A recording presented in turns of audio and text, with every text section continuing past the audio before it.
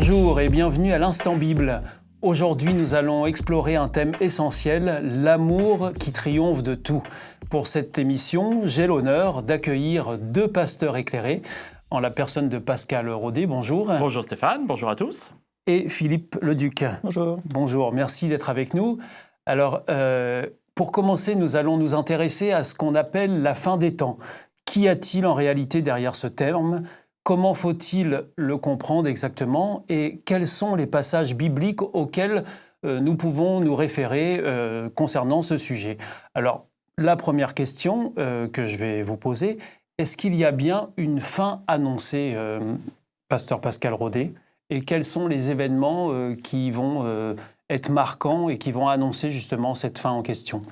C'est une question qui est vieille, puisque c'est une question qui a été posée du temps de Jésus par ses disciples, à un moment donné où ils étaient à Jérusalem et ils voient un peu la ville, etc. Et d'un seul coup, Jésus qui dit « Ah, il ne restera pas pierre sur pierre qui ne soit détruit ». Et donc forcément, dans la tête des disciples, c'est « Ah, ça veut dire quoi ? Fin des temps, qu'est-ce qui se passe ? Pourquoi ? Etc. » Et on trouve dans Matthieu, dans les évangiles de Matthieu, un Jésus qui donne des éléments d'une fin du monde.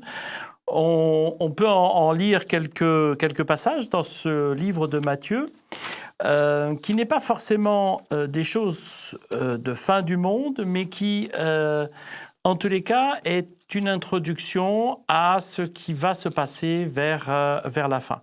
Lorsque nous lisons dans Matthieu 24, on peut voir un Jésus qui parle de chute, qui parle de trahison, qui certains seront haïs.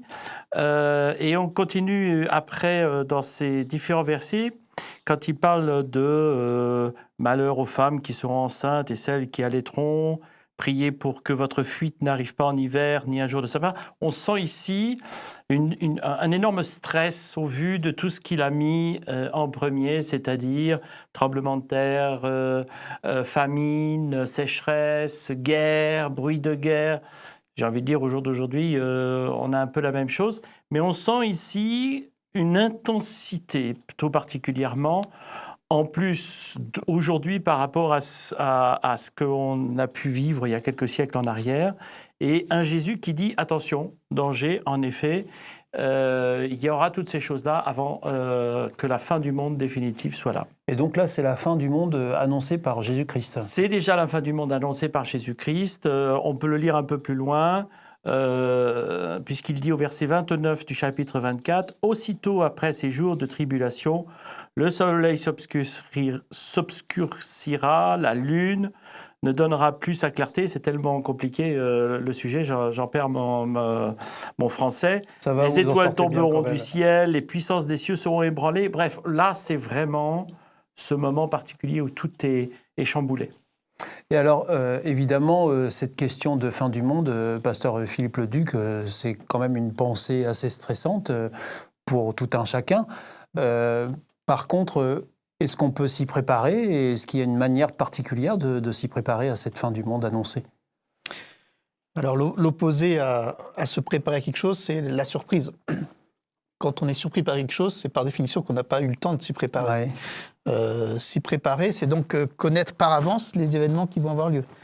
Et c'est le privilège qu'on a en lisant ces textes-là, qui nous ouvre un petit peu le rideau sur l'avenir, en disant voilà les choses qui vont arriver.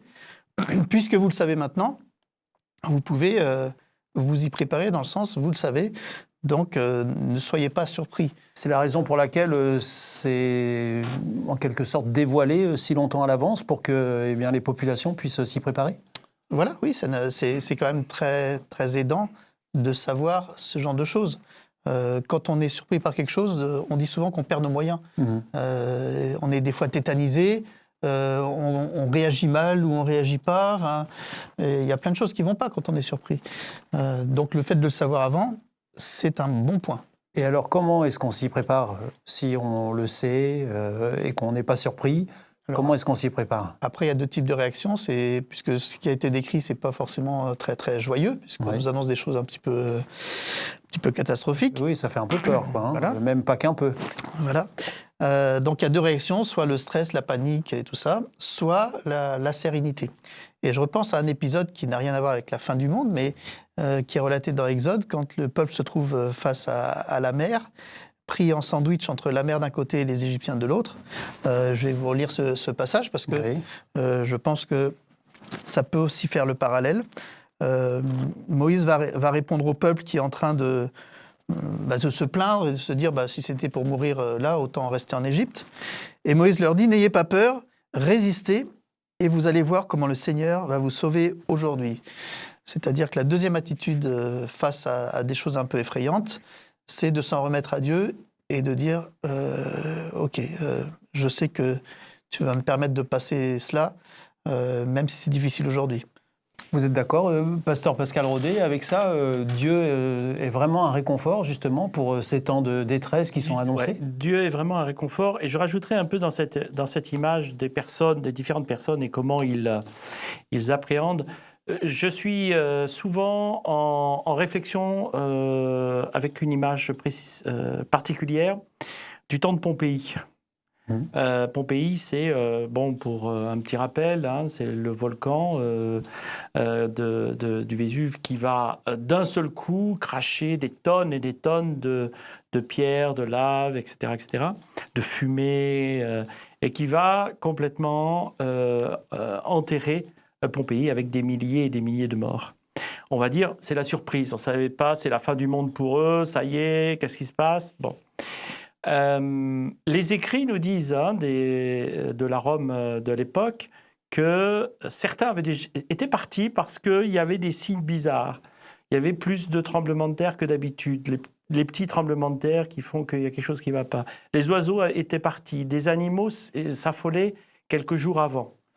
Ça, ce sont des signes qui nous disent, là, il y a quelque chose qui ne va pas. Eh bien, parfois, c'est un peu ça. C'est les gens, ouais, non, c'est rien, ça va passer, il n'y a pas de problème. Comme on dit, il n'y a pas le feu au lac, donc on n'a pas besoin de s'affoler. Et puis, il y a les autres qui disent, attention, il faut écouter, il faut voir, il faut comprendre. Et je pense que c'est ça aussi l'importance de cette attention qu'il peut y avoir des Écritures qui nous annoncent les choses, mais aussi d'une certaine sérénité que le Seigneur peut nous apporter. Je pense particulièrement à un des psaumes qui nous est proposé dans ce sens-là, où même à l'époque, l'auteur du psaume voulait véritablement aider les personnes. Celui qui habite sous l'abri du Très-Haut repose à l'ombre du Tout-Puissant. Je dis à l'Éternel, mon refuge et ma forteresse, mon Dieu en qui je me confie. Et je pense que c'est toute cette sérénitude lorsque je m'approprie ce texte, cette certitude que Dieu est présent et que même s'il y a tribulation, difficulté, etc., Dieu est avec moi. Alors aujourd'hui, eh bien, dans l'Instant Bible, nous explorons le thème « L'amour qui triomphe de tout » avec les pasteurs Philippe Leduc et Pascal Rodet. Alors, la fin du monde fait peur, mais il est nécessaire d'aller plus loin et notamment de revenir à une notion importante chez les croyants, c'est celle de l'espérance. Alors, quand on parle d'espérance, pasteur Philippe Leduc, de quoi est-ce qu'on parle exactement? Là, on parlait de tempête. L'espérance, c'est le calme après la tempête. Où on dit des fois, il y a un orage, mais sachez que derrière l'orage, après l'orage, il y a le ciel bleu.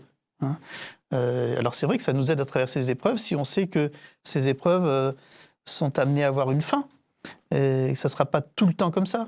Il y aura un moment où la délivrance va arriver. Et l'espérance pour le croyant, c'est que ce monde-là, même s'il passe des forts moments, des moments très compliqués, n'est pas voué à rester comme ça tout le temps.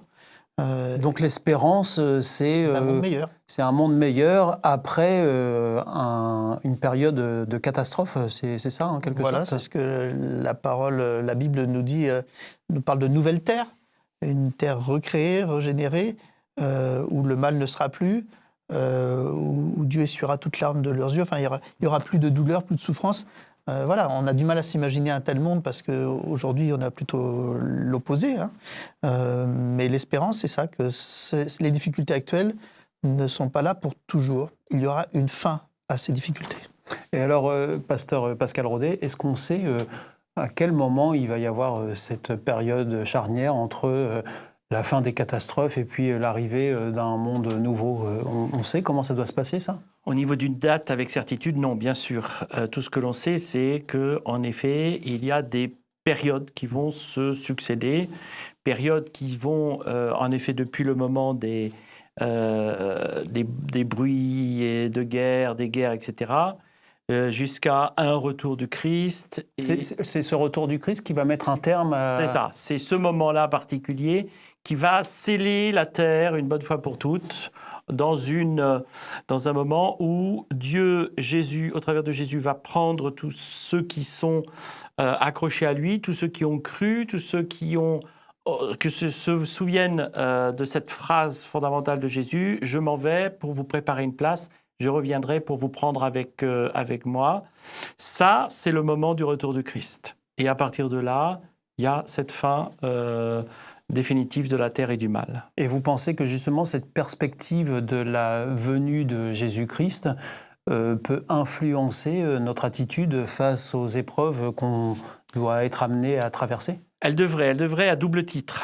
Elle devrait parce que, dans un premier élément, c'est avec sérénité que j'aborde la situation actuelle. Je sais que vraiment l'injustice, la souffrance, la mort, toutes ces choses-là, c'est quand même insupportable et qu'on aimerait bien vivre dans un monde plus correct. Ça, c'est le retour du Christ qui va pouvoir me l'amener. Et puis la deuxième chose, c'est, comme je ne sais pas encore exactement l'heure et la date du retour du Christ, ce que le Seigneur me dit, au jour d'aujourd'hui, vis pleinement une relation avec moi pour véritablement être en lien aussi bien dans les valeurs qu'il me propose de vivre, hein, le respect, l'amour de son nom, l'amour des autres, le lien que je peux avoir avec lui. Donc fais-le maintenant. Tu ne sais pas ce qui va se passer demain, donc fais-le maintenant. Et chaque jour suffit sa peine, pour reprendre encore un texte de Jésus. Et c'est là qui est la force en tant que chrétien. Alors, pasteur Philippe Leduc, nous arrivons à la fin de notre émission. Est-ce que la deuxième venue de Jésus-Christ sur terre est le signe justement de cet amour avec un grand A qui triomphe sur tout ? Oui, c'est l'aboutissement de la promesse. Jésus qui dit « je reviendrai », eh bien son retour, c'est la réalisation de cette promesse. Et donc c'est l'espoir des chrétiens qui de tout temps, ceux qui ont lu cette parole et qui ont cru, c'est ce qui les a fait avancer, grandir. Et c'est l'aboutissement de ce processus-là. C'est une marque d'amour, en effet, parce que quand on revient chercher quelqu'un qu'on a perdu, c'est qu'on tient à cette personne et qu'on a envie d'être avec elle. Sinon, on l'abandonne. Hein, c'est ça l'inverse de l'amour, c'est d'abandonner les gens. Mais quand on revient pour les rechercher, ça veut dire qu'on les aime. Et alors, pour finir sur une note très positive, est-ce qu'on sait ce qui va se passer après, justement, cette deuxième venue de Jésus-Christ ? Oui, on a quelques déclarations, notamment dans l'Apocalypse. Apocalypse qui signifie révélation, justement, donc ce fameux rideau qui s'ouvre et pour voir un petit peu derrière. Et on peut prendre allez-y, on vous écoute. Dernier chapitre d'Apocalypse, où on nous décrit, alors ces gens qui voient cela au travers d'un rêve. L'apôtre Jean, donc. L'apôtre Jean. Et on a une description de ce qu'on appelle aussi le paradis, hein, un endroit paradisiaque, mais des fois, quand on dit paradisiaque sur cette terre-là, il faut s'imaginer encore plus comme ça. Donc, on nous décrit une ville, on est dans Apocalypse chapitre 21, verset 1, « Je vois un ciel nouveau, une terre nouvelle, le premier ciel, la première terre ont disparu, et je vois là, alors il voit une grande ville, avec des rues qui sont pavées de pierres précieuses, etc. Et puis surtout, ce que j'ai dit tout à l'heure, c'est qu'il n'y a plus de mort, il n'y a plus de larmes. Voilà, tout ce qui est mauvais n'existe plus. Donc on entre dans une période de plénitude, on pourrait définir ça comme ça ? Et qui n'a pas de fin. Et qui n'a pas de fin. Donc c'est plus une période. C'est un état. Voilà. Alors là aussi, on a du mal à s'imaginer l'éternité, hein, parce que pour nous, ici, tout a un début et une fin. Mais c'est ce qui est décrit. Merci beaucoup à nos deux invités, au pasteur Pascal Rodet et Philippe Leduc, pour ces précieuses explications. Pour résumer, nous avons vu que malgré les épreuves à venir, l'amour de Dieu triomphera toujours. Si vous souhaitez approfondir tout cela, Bible en main, eh bien nous vous offrons une Bible gratuitement grâce à notre partenaire Hope Bible. Il vous suffit pour cela de la demander aux coordonnées qui seront mentionnées juste après. Merci de nous avoir suivis et à très bientôt pour un nouvel épisode de l'Instant Bible. Au revoir.